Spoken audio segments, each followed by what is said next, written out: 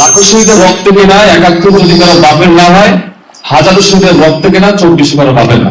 এবং এখন যেহেতু সময় আছে, আপনাদের আল্লাহ ভাই আপনারা ঐক্যমত হয়ে রাজপথে নামেন যে আপনারা যদি না করেন আমরা সরকার বিরুদ্ধে আন্দোলন করতে প্রস্তুত। তাহলে একজন সামরিক আইন প্রণেতা, সামরিক নেতা, সে কিসের ভিত্তিতে রাষ্ট্রপতি হলো বা বাংলাদেশের জনগণের রাষ্ট্রের দায়িত্ব নিল? রেফারেন্ডাম, গণভোট।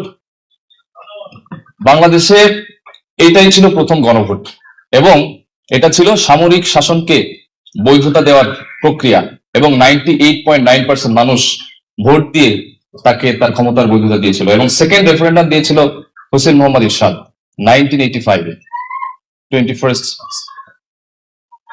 মার্চ। একই উদ্দেশ্য, যে সেও ছিল আপনার সেনাপ্রধান, সেও ছিল আপনার সামরিক প্রধান, তো সেও বৈধতা চেয়েছিল যে আমি রাষ্ট্রীয় ক্ষমতা নিতে চাই, সুতরাং আমি গণভোট দিচ্ছি, আপনারা যদি বৈধতা দেন আমি ক্ষমতায় থাকবো, নাহলে থাকবো না। এবং জনগণ তাকেও মোর দ্যান 80% ভোট দিয়ে তাকে তার ক্ষমতার বৈধতা দিয়েছে। তাহলে প্রথম দুইটা গণভোট হয়েছে কি জন্য? সামরিক শাসনকে বৈধতা দেওয়ার জন্য। এবং এটা চলার পরে 90s এসে আপনার এরশাদ বিরোধী আন্দোলন, তখন আপনারা রাজনৈতিক ঐক্যমতে এসে তার বিরুদ্ধে অভ্যুত্থান ঘটিয়েছেন।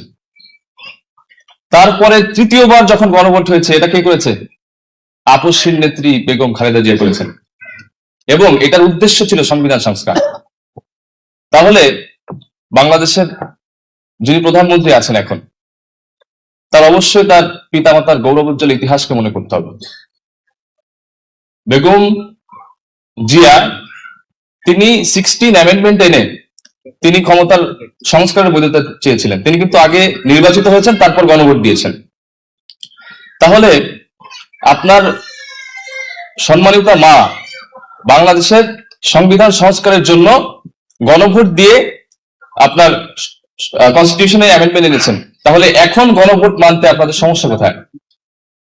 এখন কথা হচ্ছে, একটা জিনিস মনে করিয়ে দিচ্ছি যে লাখো শহীদের রক্ত কেনা একাত্তর যদি কারো বাপের না হয়, হাজারো শহীদের রক্ত কেনা 24 কারো বাপের না। সুতরাং কোনো ছলচাতুরি চলবে না। অনেক দেখেছি আপনারা চরম আনকনস্টিটিউশনাল, আনলফুল কাজ আপনারা পার্লামেন্টে করছেন। আপনারা রেফারেন্ডামকে ভয়ের অ্যাবলিশন বলেছেন, হুইচ ইজ ইনকারেক্ট। আপনারা পার্লামেন্টকে সভরেন বলেছেন, হুইচ ইজ ইনকারেক্ট।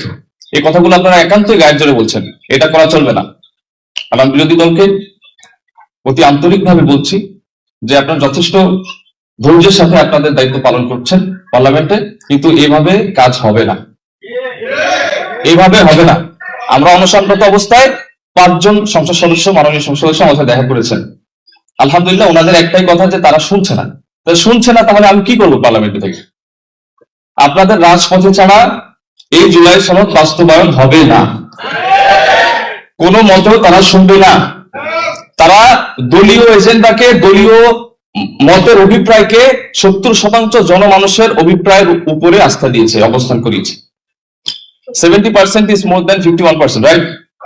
এখানে ডিপ স্টেটকে ব্যবহার করে তারা ইঞ্জিনিয়ারিং এর মাধ্যমে সংখ্যাগরিষ্ঠতা পেয়েছে। আমরা বলি নাই, আমরা বলি নাই। এবং তারা এইভাবে ক্ষমতায় এসে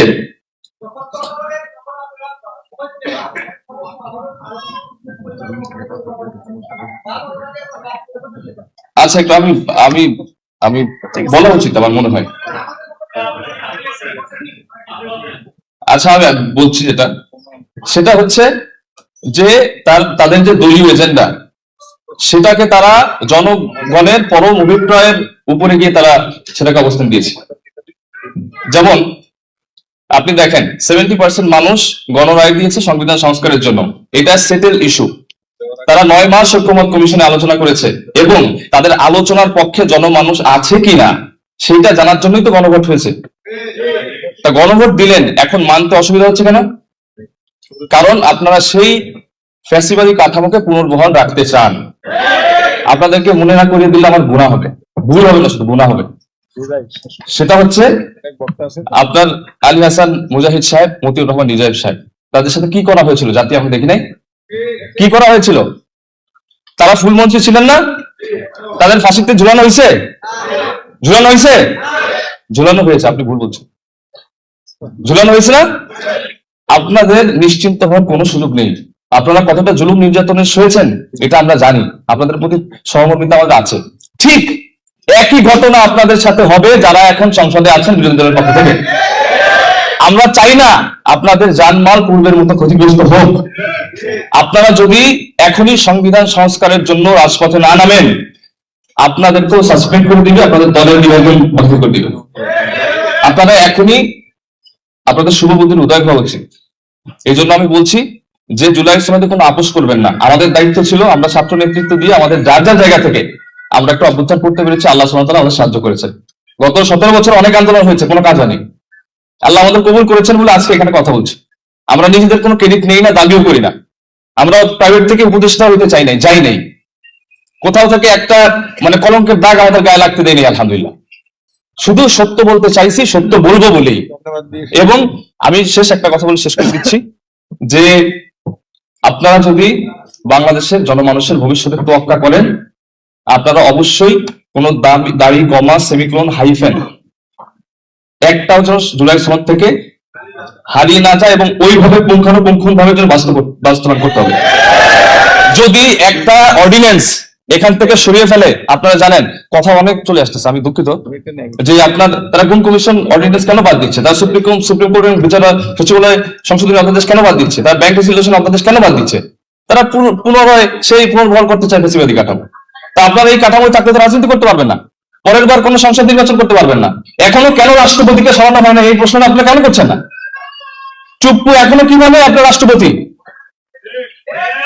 এবং এই যে আপনার শেখ হাসিনা বলেছে যে আমি লেথাল ওয়েপন ইউজ করার অর্ডার দিয়ে দিয়েছি, এই একটা অর্ডারই এখন 2000 ভাই নাই।